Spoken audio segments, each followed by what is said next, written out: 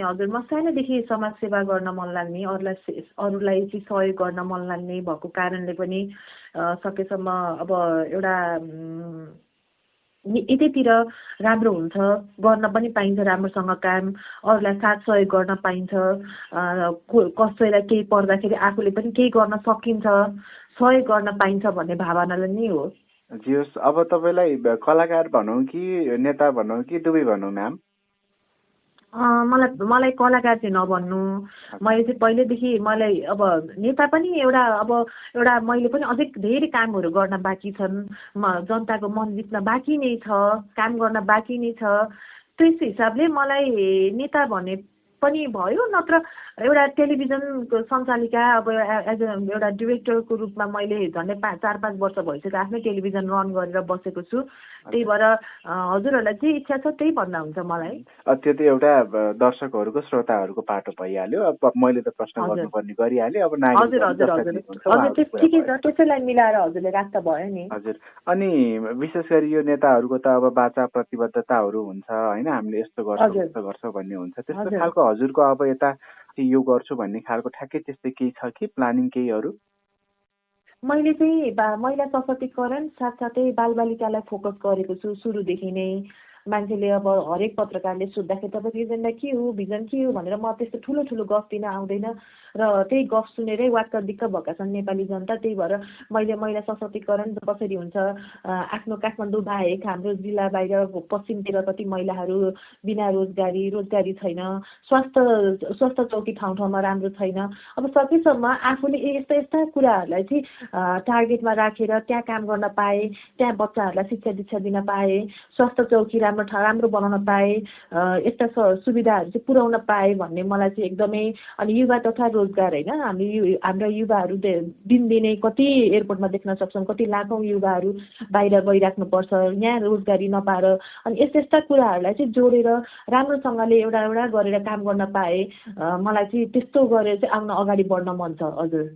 हजुर त अघि अलिकति छुनु पनि भएको थियो, नेताहरूको त्यो पुराना बाचा प्रतिबद्धताहरू सुन्दा दिक्क लाग्यो, वाक्क लाग्यो भन्नुभएको थियो। वाक्क लाग्यो। म पनि त अहिले सरकारमा छुइनँ, संसदमा छुइनँ, यो निर्वाचनमा हुमिएको छु। म आफै पनि त दिक्क भएको थिएँ नि त, मिठा कुरा सुनेर, उखान टुक्का सुनेर जहिले पनि यस्तो गर्छु त्यस्तो गर्छु भनेर। नयाँ आउने पार्टीले चाहिँ कति हामीले सुन्थ्यौँ होइन, नयाँ पुराना सबै दलका नेताहरूले संसदमा हुँदाखेरि मिठा भाषण गरेर काममा चाहिँ एउटा उतार्नु भएन। अहिले फेरि निर्वाचन हुँदैछ, त्यही भएर अब चाहिँ हाम्रो भनिन्छ नि एउटा यो तरिकाले चाहिँ हुँदैन।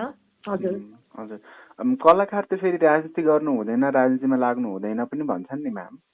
त्यो त आफ्नो अधिकारको कुरा हो नि त। अब कसैलाई होइन मलाई जान मन छैन, म किन गर्ने भन्ने आफ्नै कलाकारिता क्षेत्रलाई नै अगाडि बढाउनुहुन्छ। कसैले अब होइन केही गर्नुपर्छ, हामी पनि गर्नुपर्छ भनेर लाग्नुहुन्छ। त्यही भएर मलाई त खुसी लाग्छ जति धेरै आउनु भएको छ कलाकारिता क्षेत्रबाट, हरेक क्षेत्रबाट होइन।